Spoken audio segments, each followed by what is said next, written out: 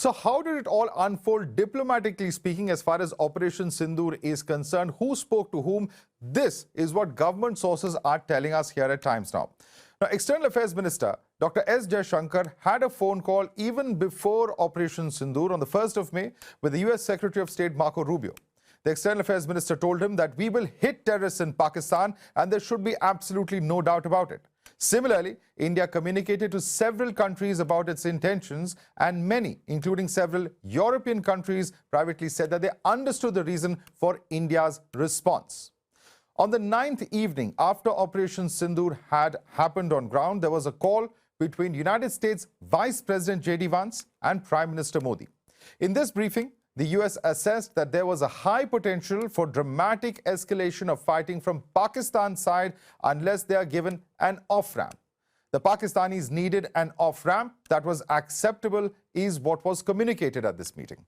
The Prime Minister listened but said that Pakistanis also need to understand that the response from India will be very, very strong in case this happens. Within 2 hours of this conversation, Pakistanis opened up fire with Adampur Air Base and other areas where they did their biggest strike up until then. The Pakistanis attempted to hit more than a dozen sites, mostly in Punjab and Rajasthan. The most spectacular attempted attack was on the Adampur Air Base with a high-speed missile. However, it missed by quite a few kilometers. Now, this was seen as a major provocation for India, and our response was to hit air bases in Pakistan. These airstrikes by India on the morning of 10th May were the turning point. Soon after this, Pakistan tried to mount a larger attack that was a failure. Meanwhile, as Pakistan took stock of its 8 major logistic points, it probably realized that the technological capability and weapons that was used in these attacks that were launched were no choice for Pakistan, and in fact, they had no other option but to cry uncle. Pakistan had the choice of continuing with the fighting. However, what changed their mind was the fact that the force of Indian arms was not going to be a winning proposition for them. We had seen earlier statements coming in from the United States leaders that this is none of their business and that the countries will sort it out themselves. However, when Pakistanis started getting hammered, they went back to them.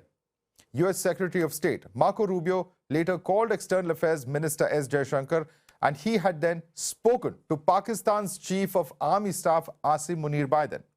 The message conveyed was that he will not fire if you also stop.